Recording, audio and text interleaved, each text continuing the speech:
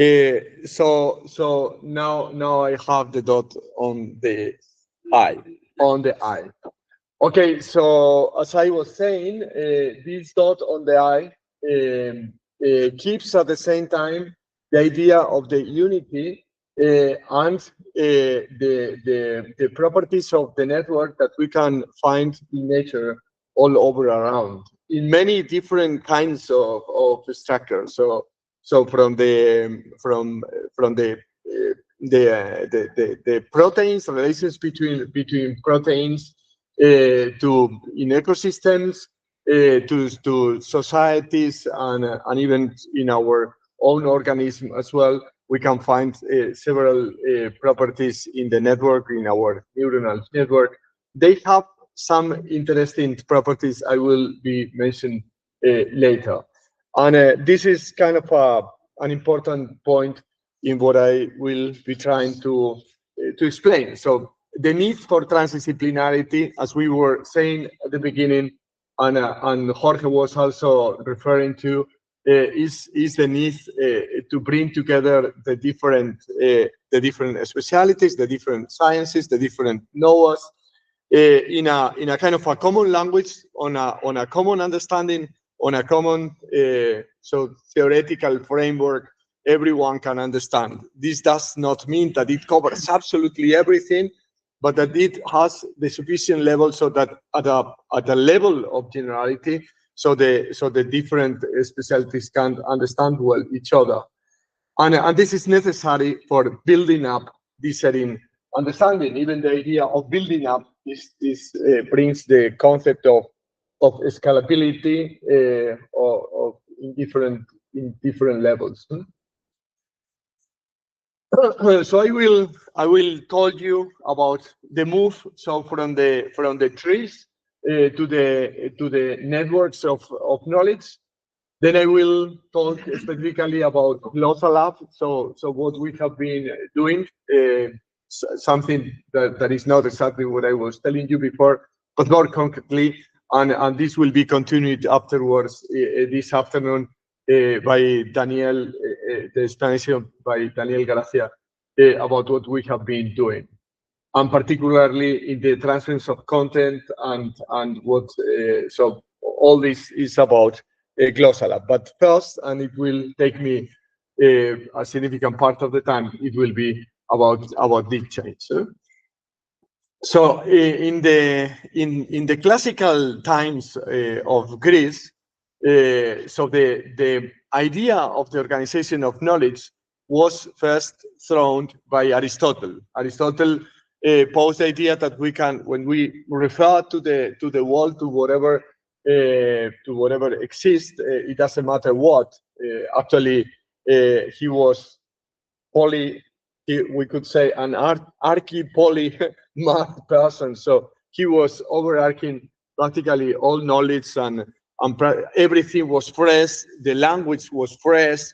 Everything was kind of in his hands. And he was such a giant that he started practically all the fields, and some of them was left at such a level of development that for example, the logics, Kant in the 18th century was saying is fine, so we don't need to add anything. So it was started and finished by Aristotle. What was not actually correct, but nevertheless is impressive as regards 2,000 years of long-lasting endurance of the logics of Aristotle. But as the organization of knowledge concerns, he put the idea of a kind of tree. He didn't speak of the tree, but Plotinus, in several centuries later, he deployed, and there were several representations about a tree. His idea is that we always can make bipolar distinctions whenever we speak about the world, and by making those bipolar distinctions, we can speak about anything. The tree of knowledge can be well represented if we are speaking, for example, about something concretely, like it can be his master, Plato. We can start asking, is it material or is not material? So which is a bipolar distinction. is it sensible or is not sensible, so on and on and on and on. Is an animal, is rational, is not rational, is rational. We end in human, is Athenians. Among the Athenians, we can keep on making bipolar distinction, and in the end, we can get to talk about Plato, his master. So by doing that, we can split whatever we know always in a tree, and the ontological tree, which is the tree of the beings. It has been as it has been developed until now. We still keep it with the idea of a tree. So when Jorge was talking about the ontology, the idea of the hierarchy is always so behind.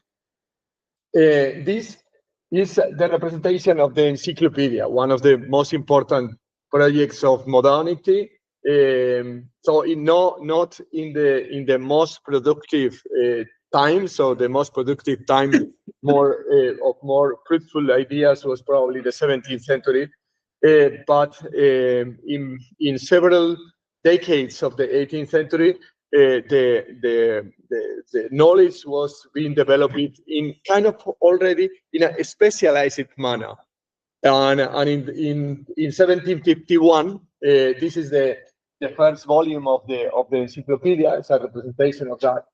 In the first volume of the encyclopedia, in the first page, when you unfold it, you would find a tree. And we can find also these beautiful trees in Middle Ages. But this tree, is kind of the project of the encyclopedia, because that was the first volume, and the second volume has to come next. So it took several years. The interesting thing also in this tree is that you see the hierarchy of the tree, and all the contents are in the leaves, but there is no connection whatsoever between the different leaves. So this is kind of a representation of reality, everything that was known. Interestingly, a lot of the work was very practical. Diderot was moving around France and trying to see what is being done in the workshops by doing nails, for example, in the manufacturing of nails, and many other things was gathered. But it is kind of it's pretty so with no connections, no ties between the different parts. If we look at it in detail, you will find some cross references, but the representation is quite the way science at that time was under development.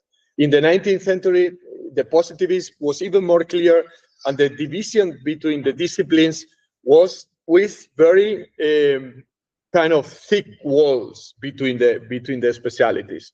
So the methodology for the positivist is that we need to follow a methodology, that we need to check whenever something is being stated, we can prove it, other people can prove it, and they even organize as a church to ensure that the advancements in science were properly curated, were properly taken, and then all the collection of knowledge is kind of positive. So every step forward, the only thing we need to do is collecting, like we were in the trunk, and the leaves were separated from each other. There is an interesting tree. I like the representation of this tree. This is the representation of Haeckel, which is one of the few pictures you can find in the book of the evolutions of the species by Darwin in the 19th century. In this picture, we have something that has been intended by Aristotle himself in the beginning, so in ancient times. So he devoted most of his time to the knowledge of animals. Theophrastus later did it on plants, but they were developing a tree of living species. But what kind of tree was that? That tree was when they go to the land, they encounter animals, they see what differences exist, they develop the generalities according to what they were seeing. So it wasn't an ontological tree, actually. It was an epistemological tree. So what people knew. He discovered many animals. Other people were discovering also living species. And then they classified according to the generalities they found. But what was the idea in the beginning of the 19th century? There were several competitive trees, and it was a mess. So there were so many classifications when people start to make different differences or start to notice different differences. So it was terribly difficult. Linnaeus was an important guy in making a good classification, but nevertheless, there was other that weren't bad. But this tree is kind of different because now we have an ontological tree, because whenever there is a branch, this is a genealogical branch. So there is a common ancestor in the living species. Okay, so now we have an ontological tree, not an epistemological tree as what we had since Aristotle, but we have an issue here, and the issue here is that again we have no connection. No, you see no connections. Huh? So is there is a branch, and it looks like we are animals, we are vertebrates, we are here. We have practically nothing to do. So far apart from the flowers, and this is not true.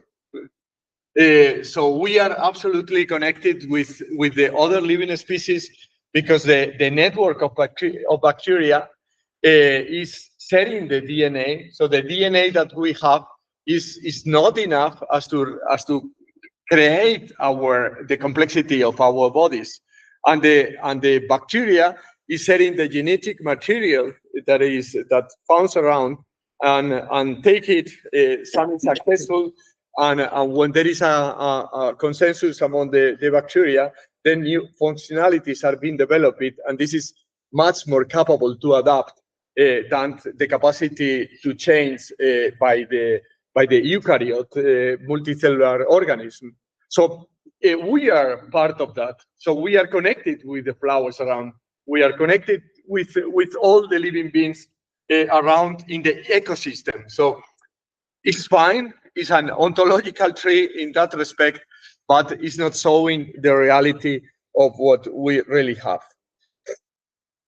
Talking again about living species, this is a conceptual network that was developed by Gonia and Biyoslava in 2010 by making questions to people to talk about animals. So they have to say a sequence of names of animals that has to be as fast as they can. So they just say, for example, eagle, stork, dog, cat, horse, cow. They just say one name after the other.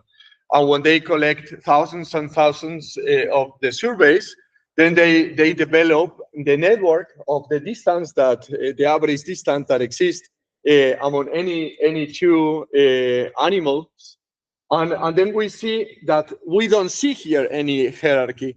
So in a way, this is kind of the mapping of what is in our minds regarding the different concepts of the different names of the animals. But that at the same time they are concepts, because what is being distinguished is names that appears often, like for example cat and dog. They are very close together, so they belong to our context. They appears many times, but there are some animals, like for example that the cat, which can be closer to the wild animals. So we have wild animals, we have in other parts domestic animals. So as you see, they are grouped, and some of the animals, here the deer, here the rat, here the eagle or the falcon, or some places there are monkey also connect. There are several animals that collect groups with other groups. When this is observed, it was found that the commonality among all those that commutes, so to say, groupings, they are understood as with different values. Like, for example, so oh no, which is the penguin, huh? The penguin is somewhere there.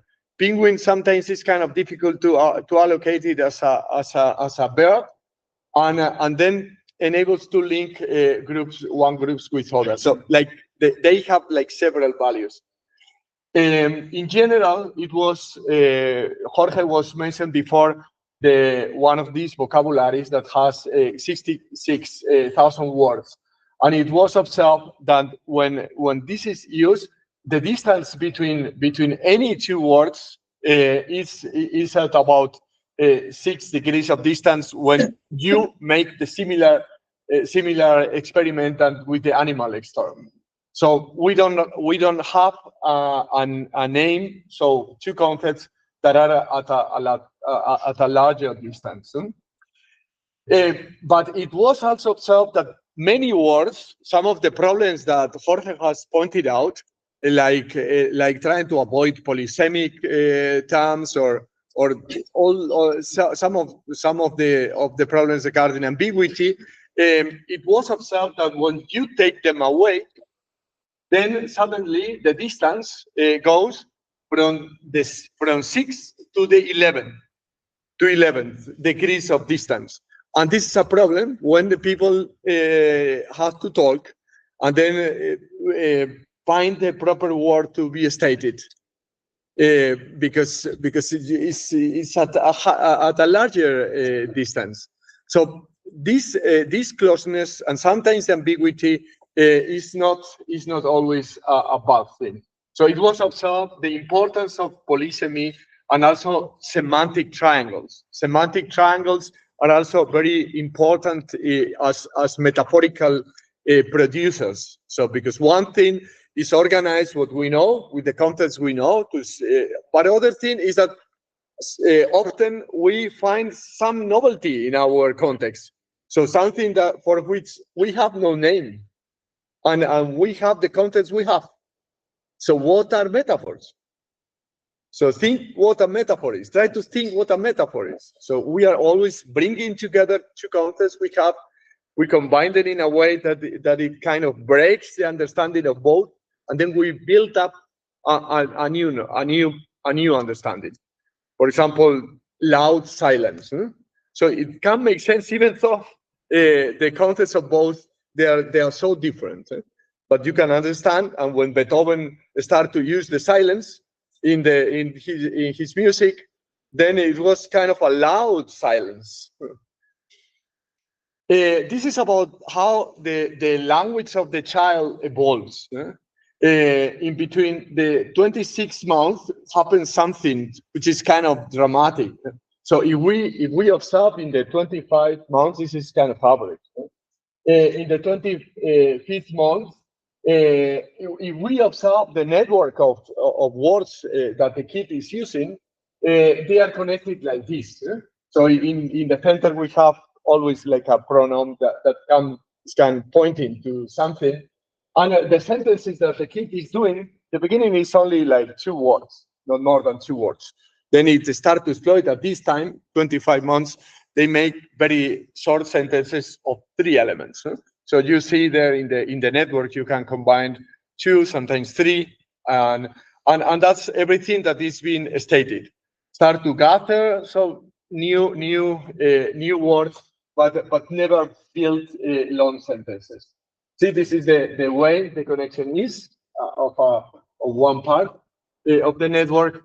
But in the 26 months, they start to build kind of a network. Here we have a tree-like structure. Here we have already a network in which you can connect more. Here the sentences start to be a little bit longer, but the impressive thing is when you move so from the 26th to the 28th, because there is kind of an explosion. And this explosion, you see, this already has structural properties, which is very similar to the structural properties of the network you have. It contains some of the important elements, the recursiveness. So you will gather, of course, more and more concepts, more and more. So your lexicon will increase. But as the structure regards, it's kind of similar. And this is kind of striking, and it's striking the fact that when the network is this, then the capacity of the kid to produce a sentence is practically infinite. And the capacity to understand sentences is also infinite. So if he knows or she knows the lexicon, so the words, then can understand what is stated. All the regularities are being learned in such a short period of time. So we learned kind of in networks. However, this is the description that a librarian know very well. So a documentalist like Sonia would say, okay, this is the way we organize, we classify books, because this is a representation of the universal decimal classification devised by Otlet, which is very similar to the one developed by Dewey, and this was also based on some ideas of Leibniz a couple of centuries before. But what you see is a perfectly tree-like structure in which we group different all the different knowledge. So these are generalities, and then we have like some groups, and you get to more and more specialized. No connection, no ties in between. One of the problems in librarianship, so Sonia knows better, is what happened with all the interdisciplinary matters that has arisen necessarily in the 20th century, that they have a difficulty to arrange. So when you go to the librarian and say, where do I classify this? And often they have a hard time. And you say, no, I wanted this book because I was learning this, and I would allocate it in this cell. No, and it's finally allocated in another cell, because always touches like different specialities. By the way, this is something we are using in Glossal Lab. So our intention is to find transdisciplinarity, but to map kind of all the knowledge. But the interesting thing is that when we compare in the time this was being discussed in this Commission for Intellectual Cooperation between 1922 and 30, this is the discussion between the people who were from different disciplines, and actually they were in a network like. They were not saying, okay, the biologists group together and so in commissions like that. No, there was a very dense interplay among the different disciplines. This is the picture I showed you in the beginning, because the network, so the structural properties of the networks are things that we can find all over in nature. So I gave the example of the ecosystems, but we can see it also in the knowledge domain. So the structural properties of the free scale networks, which are at the same time is small world networks, and this makes that any two nodes in one of these networks is at a short distance, and at the same time they are kind of labeled, so there are grouping. So the grouping is not always bad, but there is also good connectivity between all the different parts. So in the end, all the parts of this networked structure is at short distance, but many of the nodes are only connected around. So most of the connections are simply around. All this and some of the pictures that I showed you before are coming from a film, The Power of Networks, which is very, very interesting. And this is a representation of how collaboration really works. The cooperation and collaboration, when we are really needing to give some step forward, break the boundaries of the hierarchy. So the hierarchies we can use it so for sending some instructions, but in the end, if we want to advance, then we need to call some colleagues. So it's not that my boss is telling me I need to do this. No, I need to also to connect horizontally, and most of the work is done in a horizontal manner. This is for the development of Perl, but the work we are carrying out, and Daniel knows very well, the backup, all the system that is behind Glossal App is MediaWiki. I was talking about that yesterday, and in MediaWiki there are hundreds, so thousands and thousands of people working on that, and continuously people are collaborating, take one extension and make some changes. So we are also in the need of making changes in the extensions that you get, but other people are developing others, and suddenly you see, okay, now this development is fine. I take it, I improve it a little bit, and this is the way it works. So going back to something that I mentioned yesterday, so the international institutions, many international institutions, has been pointing out since the mid of the 20th century that the way we have been dealing with complexity in the 19th century, 18th century is not enough to cope with the problems we are facing. This is the increase of the complexity in the problems, and this is the way that the specialized the specialized science can't cope with problems. So in the 19th century, it worked very well for many of the issues that people were trying to solve. Of course, there were many others that were not being dealt with. Like, for example, the inequality issue in London, nobody were addressing that, but the industry got an immense advancement.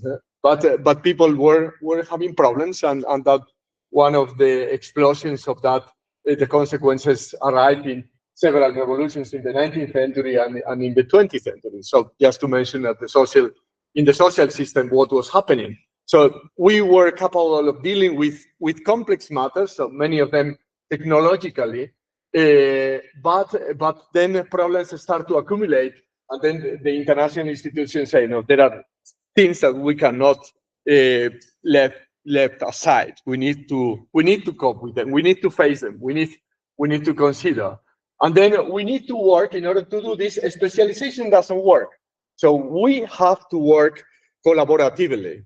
So the National Science Foundation, the European Research Advisory Code, the OCDE, the UNESCO has fostered and has stated that this techno-scientific strategy needs to move towards the inter and transdisciplinarity.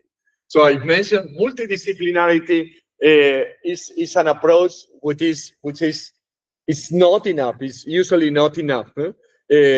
In the multidisciplinarity, we have that the disciplines are working together in a common task, but they don't communicate their views, their points of view, their understandings. They don't need to share, I understand this. No, they just take the task. So I'm going to solve you this part of the problem.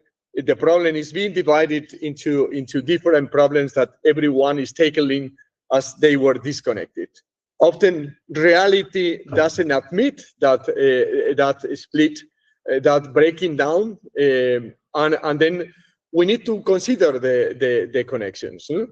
And in that case, interdisciplinarity is called. In the interdisciplinarity, we see that the disciplines that come together is to discuss and say, no, when I see it from my point of view, then I see this problem, and we need to face it, and we need to solve it. And there is a bargain, there is a negotiation in what the solution has to be. But that's interdisciplinarity. So what we are doing in Glossal App is trying to find the different understandings of terms that we also use in science, but from the different perspectives, so from the different disciplines. And finally, transdisciplinarity is our major goal. So to get to some set of concepts that are that we all can use, we all can understand in the same way. So nowadays, if we ask, and I have been asking often, concepts that people take for granted, we all use the same concept, like, for example, information system, data, network. Then we see that when we go to the details, that the understanding is different. So then they only look like they are transdisciplinary concepts. In order to achieve that they are properly transdisciplinarity, we need to clarify and to see how they are. This is the representation of the network that I also mentioned yesterday, and what we see on the left is here is the network of concepts, and theory. So Rainer Zimmermann will tell us also about an approach to how we can see it differently, or kind of in several respects is similar. So I have been working with him already for more than 1 decade on the idea of the network, and he also have, together with other people, the formalization of theories based on the conceptual network. And when we have a formal system, if we breaking down into some axioms and some definitions, if we take them all, then we can make it operable using the logic, using the things that enable us to bring together and the different statements to get to different conclusions. Like that's the purpose of logic, to see that we are combining properly the statement. And if we do that, then we can recreate whatever can be said in any theory. Like, for example, in the theory of general relativity by Einstein, like if we take the groundings, if we take that, we could see what Einstein would say if he would think in a particular problem. We could see so what would he say. We can, the interplay always between the concepts are the relation that exists between those concepts. Yesterday I put the example of one of the nodes could be information, the other could be data, the other could be knowledge, and knowledge is based on information. Information, according to Floridi's definition, so is meaningful data, meaningful and structured data. Then we have meaning that appears there as a concept, and whenever we clarify, we see that we start to spread the network. So we start to clarify one concept, and we see that in the end we're clarifying a network of concepts around, and this clarification touches with the clarification of other concepts. And in the statements that I do, I establish links. They are verbal links, like, for example, information is data that has meaning or that has a structure. By the way, we have, together with Rainer, we have some work in which we criticize that definition of Floridi, but nevertheless, the point is that when we are in a disciplinary setting, everything is fine in the sense that we see that the agents or the scientists can talk to each other, and when they interact, they communicate. But the good thing of a disciplinary setting is that the network of the concepts everyone has is kind of the same. So we can. This doesn't mean that all of them are speaking the same. They make the same statements. No, we have kind of the passive network of the concepts. Another thing is what one is stating, which is kind of the active network. So I use this concept, but I know what are the linkages. I know what is the constraints and the leeway, and then I can move through the network. But the good thing is that the passive network is being shared by all the agents, so all the scientists. And that when they speak, okay, they see, okay, I know where you're moving. I know what you're stating. I don't need further clarification because for me it's quite clear. So if somebody is asking me what is he saying, I could make the clarification of what he's stating because I know what is in her head. Okay, so far so good, but at the same time, even in disciplinary setting, it happens that it is not simply that we just speak about the world, but the reality is that we also find something new in the world around. Then we need to move this network. So the network of contexts also need to change and that network is, so to say, challenged by the confrontation of reality. And the people who is confronted to reality are the scientists. And when they talk to each other, they may say, this is the case, or this is wrong. We may change that network. And this is what makes that the knowledge, which is Q is for qualified, K is for knowledge. So the qualified knowledge is kind of the set of knowledge. The qualified knowledge moves to another qualified knowledge. And here is what happened with the knowledge. So this is the knowledge that agent has, but when I interact with the other agents, then says, okay, I need to move. And all together, so we have the movement of this network. But the hard problem is here. So the conceptual network is a good representation of the conceptual system. We could see it in the nominal network. Often when we see the graphs, they are just a nominal network. But we need to bear in mind that this is always some also conceptual network behind. So when they are disciplined within the disciplinary setting, the nominal network, everyone understands what that means. So there is no problem. But the problem is what happens when we have that an agent is within a knowledge domain, and other agents are in different knowledge domain. So what is the problem here? So that what is in the heads of the people, so to say, is different. And if it is different, then I may say something about information, about data, or about knowledge that is not the same thing that is in the head of the other. And I say, no, we need more data, but the other is understanding not exactly the same when they speak about data.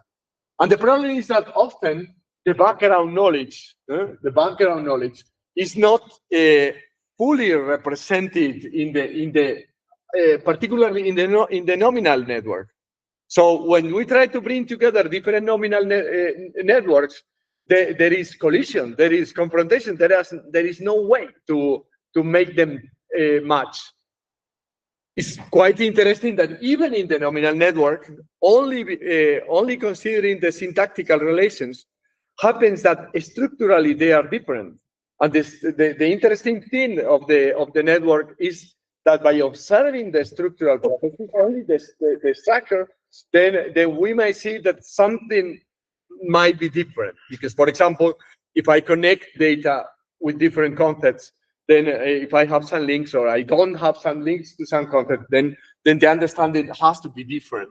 So the nominal network tells us something, but when we try to clarify, when we try to make that the background knowledge is as explicit as possible, like what we are doing when we are clarifying, then we see that this conceptual system sometimes is problematic, and this is what we are willing also to investigate, to see that when, so what problems we have.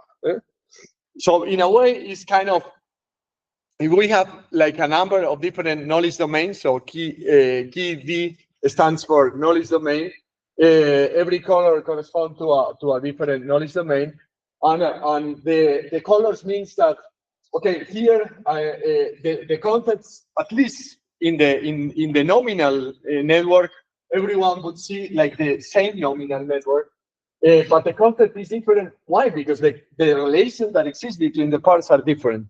So then, in the end, what it's meant is different in every knowledge domain. So we want to observe what are the differences. So we want to investigate what are these relations. So the interactions that exist when the theory is made explicit through the clarification. We want to investigate all this and then see how this is possible to package, so to say. So to develop kind of a broader view, an upper view, in which we are capable to distinguish, okay, this concept is suitable to become a transdisciplinary concept. So, but the problem of the margin of knowledge domains, I think, is here represented at understandable. So what I showed you in the beginning, so Glossal Lab, what is intended is to all those corpus that I mentioned before, that in the beginning of the workshop, that we are gathering together, that we inherit, we bring it to the platform, we make it interoperable.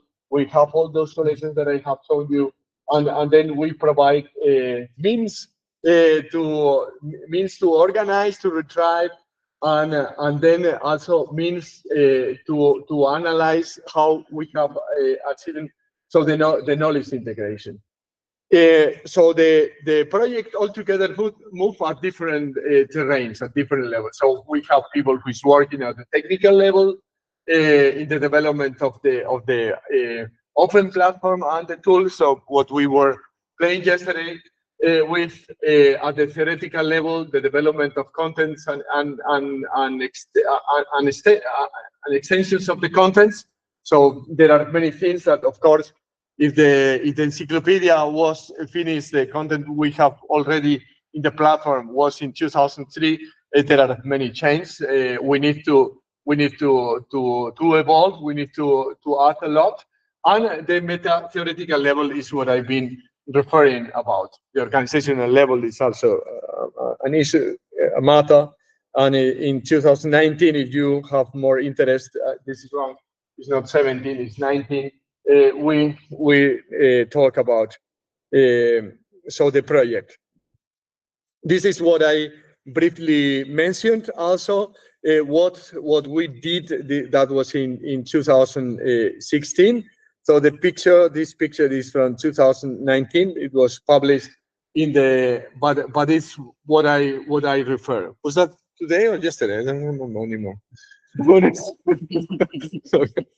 In any case, the interesting thing of using the network approach is that the structural properties of the relations between the different concepts enable us to see things. Here is not what we are doing now, because here we only took the statistical relevance of the frequency in the relation that exists between any two concepts.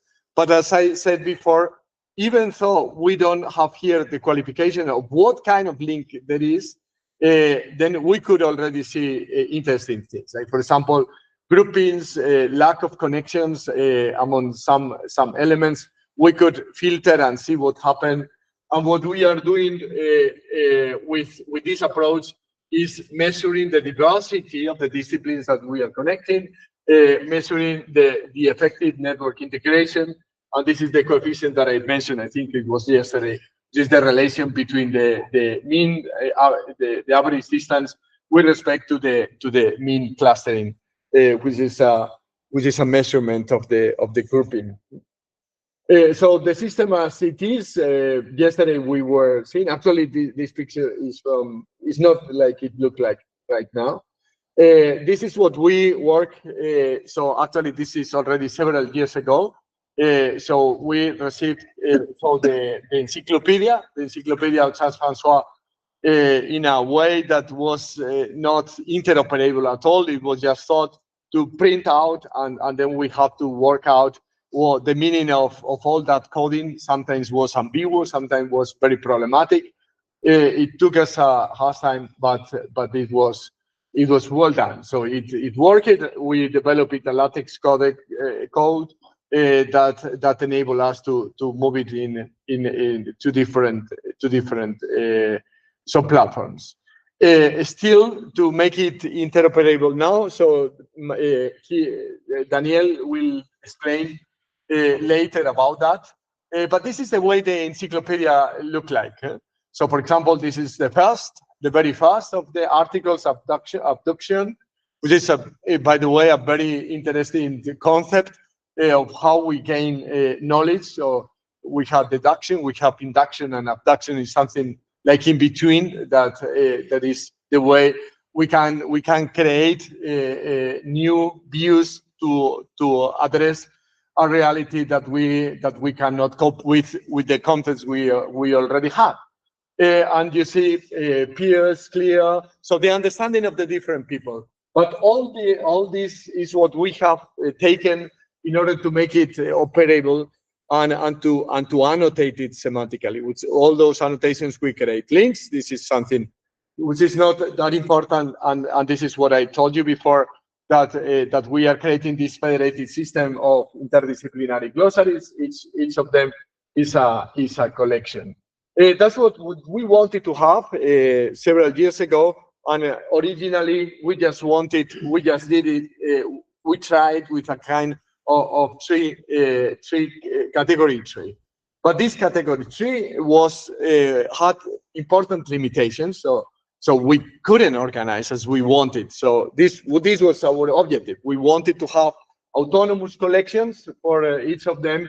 In these collections, we have, for example, here the understanding of information, here the understanding of systems and cybernetics, and is as I told you before.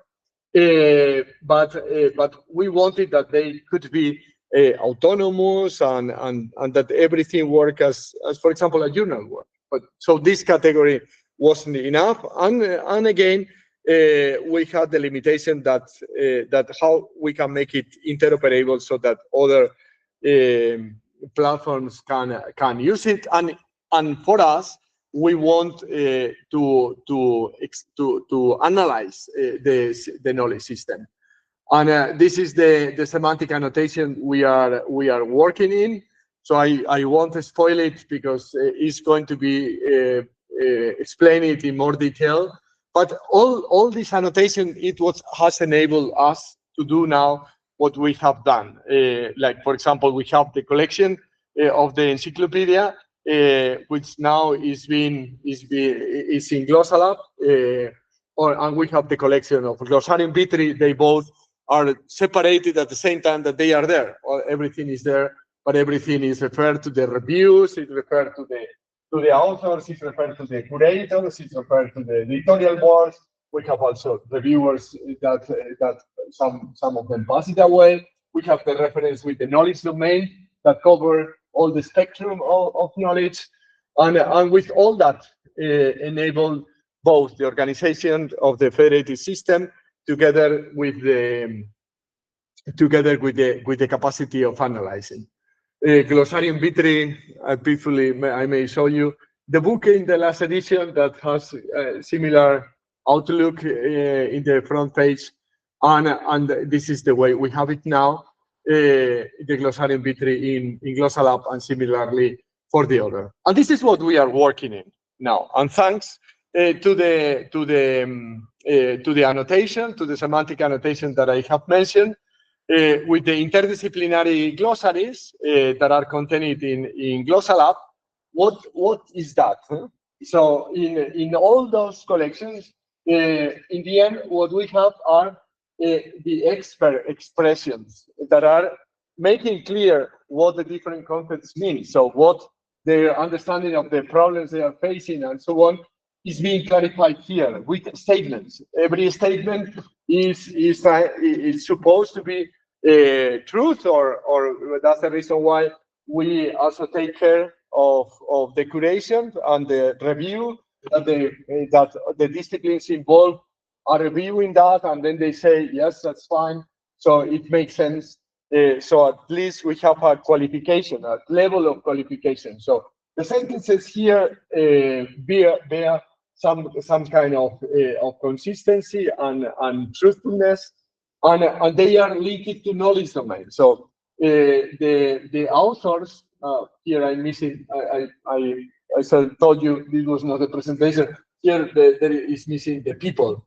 So here the authors are experts in knowledge domains, and the authors are expressing, but that creates a connection between knowledge domain and then the expression. So then we have annotated in the expressions the relation between what is being supported by one knowledge domain, or by other knowledge domain, or by several knowledge domain, and we can filter out and then see what happened when we have one domain, we have the other, we have both.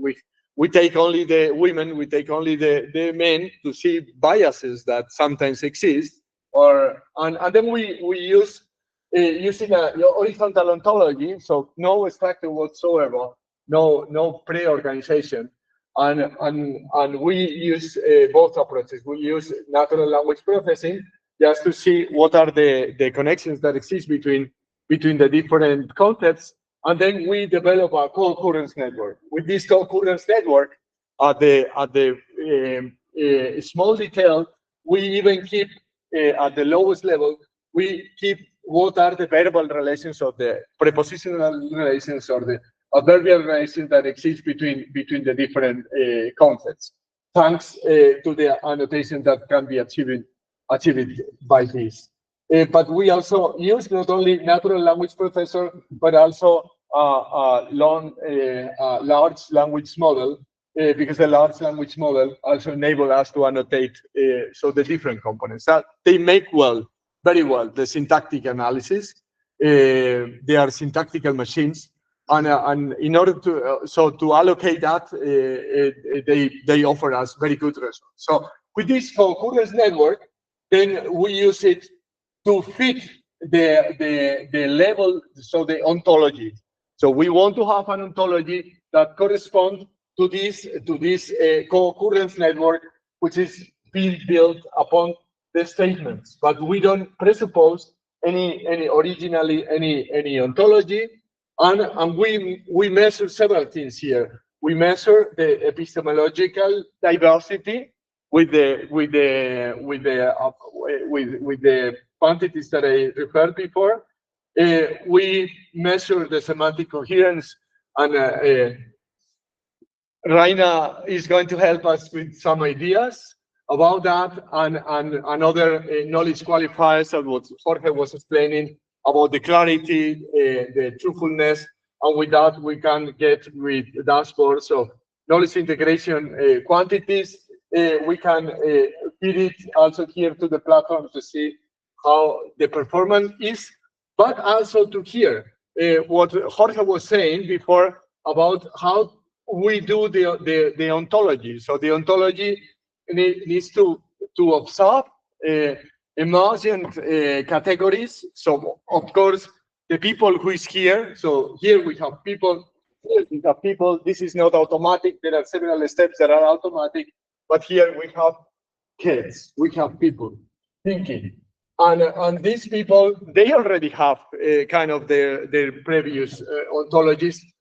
But with that, they develop mid-level ontologies for so interdisciplinary at the interdisciplinary level, or top-level ontologies for the transdisciplinarity, and then that good feedback also for the organization of the contents in Glossal Lab. So I think that's maybe enough for me for what I wanted to say. But you may thank you very much for your attention. If you have some questions, some comment, I will be very happy to discuss. I have lost, I always lost the sense of time. Am I good? In time? Good. Great. Jorge. I don't know, but when you display this network, the conceptual and the collaboration network, there were some isolated nodes. There are nodes that have many association with other nodes, but there are others that are isolated. What do you think that this means? That is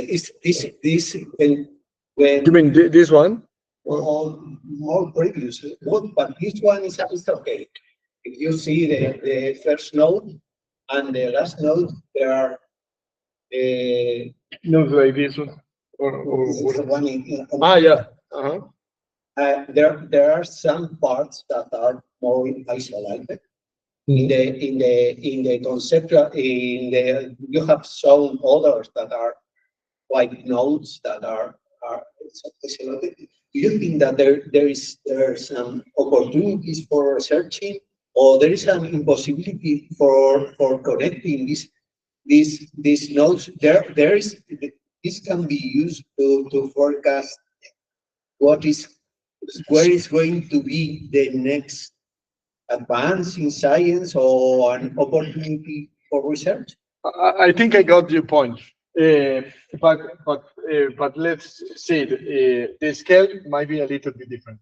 This is very effective in some respects. So the complexity of the network is the lowest possible, and the way to connect with all the points is very effective. But some of these, when you go, so all the steps in between, if you want to get to that point, you need to make like many jumps, many laps. The interesting thing of the free scale network is that you're right. This is probably isolated, quite isolated, but the property of the network makes that gets relatively quickly to a grouping in which there is a node that is very well connected to another, and then in only 3 steps, you are already connected. So actually, this is more effective as regard the connection between the different fields, so the people that seem to be very far apart. So this, with respect to this, is closer in a free scale network than in something like this. If it were of the same scale, at the same level, the same amount. This doesn't mean, by the way, this the lyric of the free scale network is the distance, the famous statement that we are all at a small distance of the Pope or Trump, which is less not so nice, but we might be at a short distance by acquaintance, so just 6 acquaintance. So, but there is one problem: you don't know how to get. So it might be fine to say, okay, yes, we are living in a small world, but at the same time, you have no clue about how to get to that point. So we are at short distance. Maybe it's next door, but we are in a labyrinth that we will never get to that to make that work, because the walking is very difficult. But nevertheless, that connection exists and happens. That there is the possibility, kind of the walking possibility in a way, and also the influence. For example, this in epidemiology, this is very important, and often what is being seen in epidemiology is that some of these networks are dangerous. They can be dangerous as to the spread of diseases. Did I answer? Any other comment? No? Okay. Yes, please. You mentioned that the issue with libraries is that you can't put the hierarchy correctly. So you have inter or transdisciplinary things, and in the library you just put them in one, even though it's too old.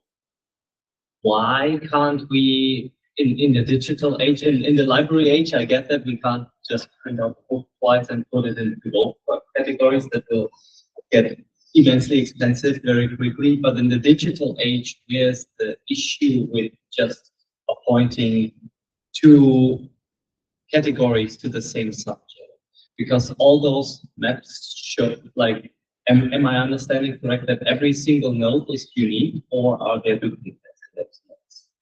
They are unique. Sonia knows better, so how it is. But often one of the things that has been tried to evolve is to make also connections. So then you have, like, with in the decimal notation, then you add something that is close to that, like with an annotation. This is also corresponding to this other field. And then, so in the beginning was this, in the what was devised by Otlet and Lafontaine in the evolution of the universal classification system. So that is kind of cross referencing to see, okay, if you go to a cell, say check also here, because maybe you can find something of interest. But yes, in the digital age, let's say, it's not necessary to duplicate the book. The only thing that we need is to have the index. I recommend you, by the way, to read the Library of Babel, because often we are kind of entangled in similar issues in finding. So we have Google, Alta Vista. Now we have, as Jorge was showing us, with those examples of different. So artificial intelligence, what they are doing is linking, and in the Library of Babel, there is like the masters who say, no, I am the one who know what the sense is, and the library start to be an hybris that nonsensical in the most, like is happening with the internet, so to say, more or less, and there is the champions who say, no, I am the one, and then is ChatGPT say, no, I am the one, and then they wave differently the pointing, and then they have the followers. So I recommend you. Does anyone has read the you did? So I think is a nice thing, at least as this topic experiment. I wanted to see. Sorry. Any other comment? No. Then to celebrate that